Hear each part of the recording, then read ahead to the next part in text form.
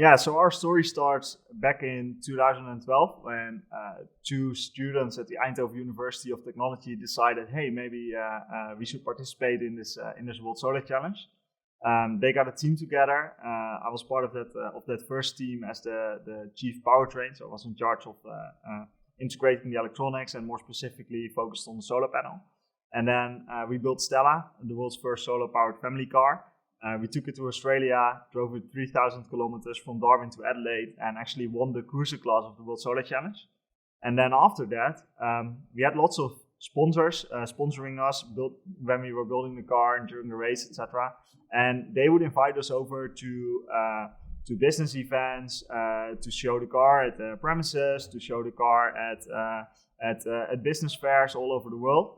And we would get lots of questions from people like, okay, this is really cool, guys, but what's the next step? When is this getting to the market? And we didn't really have an answer because we were just some students that built a one-off prototype.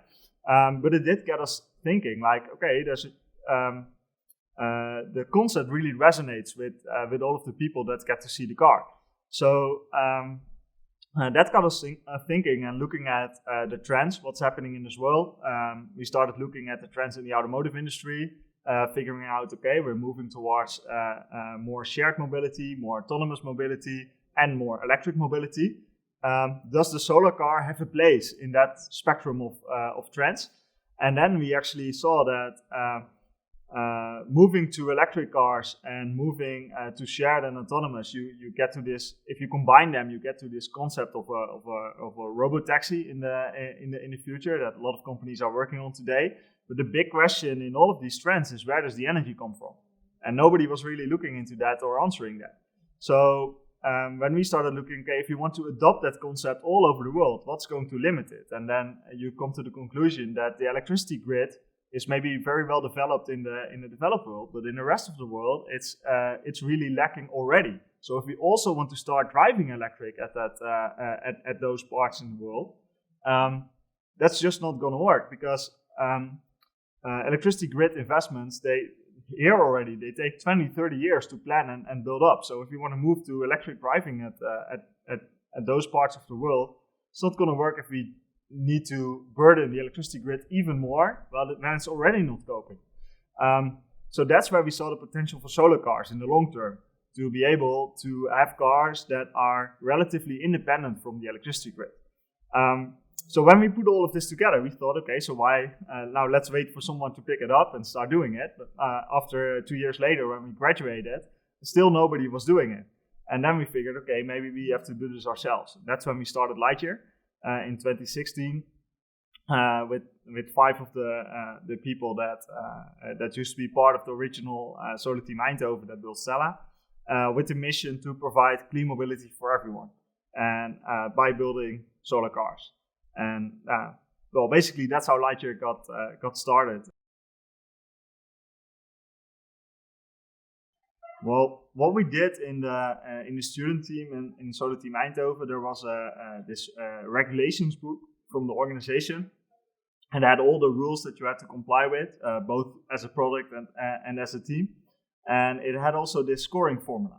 The scoring formula basically said the car that will win is the car that achieves the most points in a combination of these 4 weighted categories, which was how fast do you go from Darwin to Adelaide, how much energy how much external energy do you still need from the grid, how practical is and how practical is the car really in practice. So basically there was this formula that tells you what you had to do to win. So what we did was we took the formula, we made a model of the car that we were about to go build, and we investigated, like, okay, what would a 2-person car score? What would a 3-person car score? What would a 4-person car, 5-person, etc.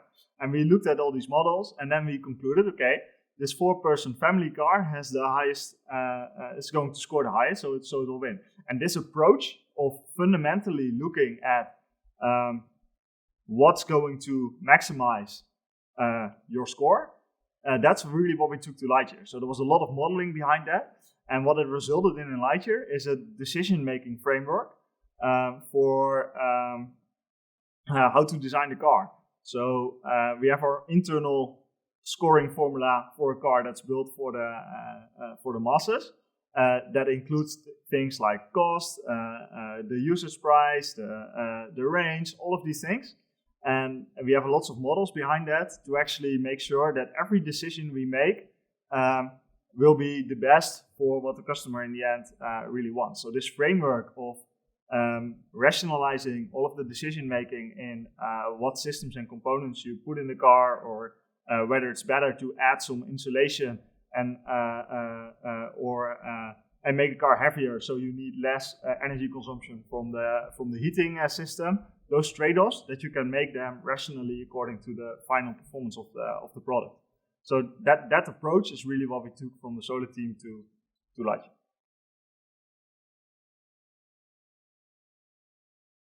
It will take us a bit of time as a starting manufacturer to get to a low-priced car. But fundamentally, if you look at the bill of materials of an EV, then about 30% of it is covered by the battery. So our approach in the long term is that we make a very efficient car. Because the car is really efficient, we can drive the same range on a smaller battery, and that will drastically lower the price compared to competitors who want to drive the same range. So efficiency is our key to get the price down. Why is the car then still very expensive right now? It's because the first car that we're building, the Lightyear 1, we're only building about 1,000 exclusive, mostly hand-built units. So the cost is really high because writing off the development cost over just 1,000 cars, and also buying in parts in only 1,000 pieces instead of a couple 100,000 pieces makes it expensive. Fundamentally, once we move to high volume production, we can compete on that level. So in terms of development cost and material pricing with the bigger players in that sense. And then we will have the big advantage of the smaller battery to get the cost down.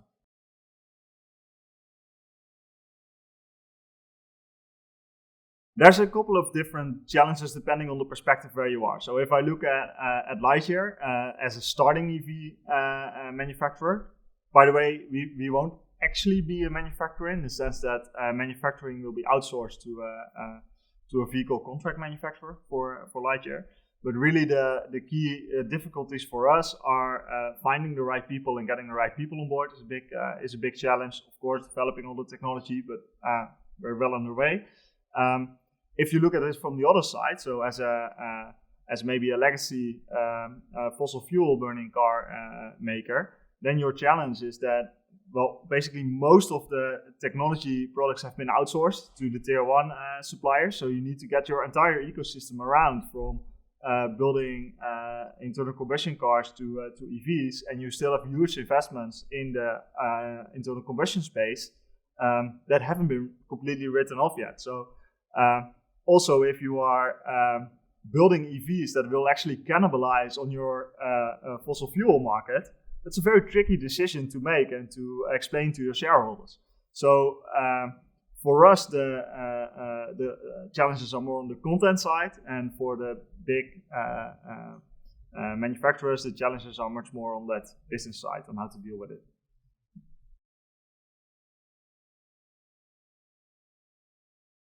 After the launch of the exclusive series Lightyear 1, it's just going to be about 1,000 hand-built units. We will launch the Lightyear 1 high volume series in 2024, and that car will have approximately that price range, and then be available to a much bigger audience.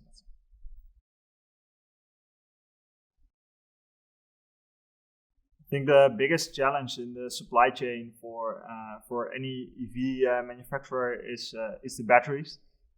It's not actually in the raw materials. There's more than enough raw materials around the world to make lots of EVs. The difficulty is that this entire supply chain that's behind it, the mining companies, the companies that make the electrolytes, that make the films, etc., they all need to scale up at the same time. And to, especially also on the mining part, to do that responsibly and sustainably is very difficult, because the places in the world where these materials can be found are not the most stable regions, and that makes it a huge challenge.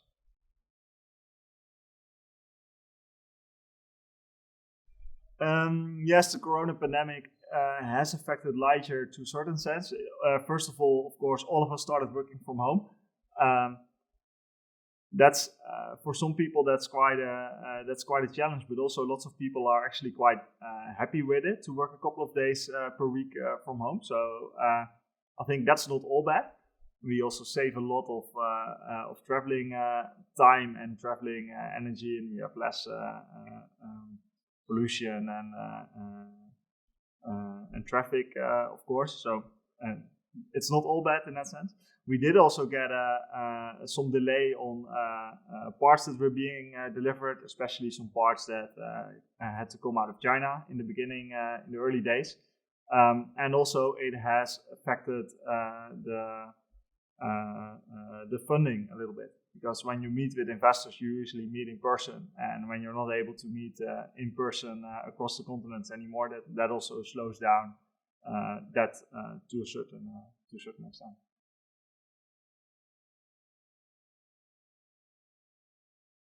I'll maybe answer this question also a little bit from a personal perspective. I used to work for about 10 years as a side job in a car parts shop during my high school years.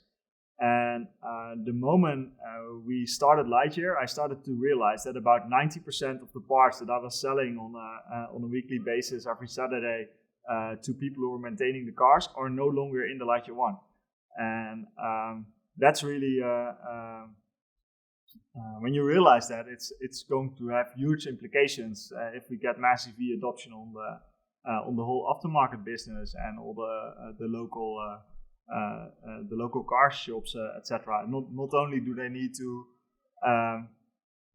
change their knowledge to more electrical systems in that sense, but also there will be less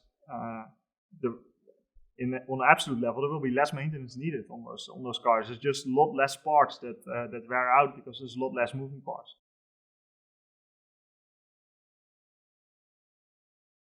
So some examples of parts that I used to sell a lot in those days and that are no longer in the car are filters, like oil filters, fuel filters, air intake filters. The only filter we still have left is the cabin air filter, and that one was usually not replaced when all the others ones were replaced. Oil is a big one, of course, but then also things like spark plugs, a lot of stuff we sold was also braking pads and braking discs. They are still in EVs, but they are used a lot less, so they will last a lot longer. Lights, we used to sell lots of halogen H7 or H4 lights with the switch to LEDs, and of course that's also happening with all the ICE cars, but that's also a big part that you would sell a lot and it's no longer in the car. I think there's two use and wear and tear parts that are still in EVs, and it's the windscreen wipers and the tires. And those two still wear out and you will need to change. But most of the other stuff you would change on a regular basis on your ICE car is out of the EV.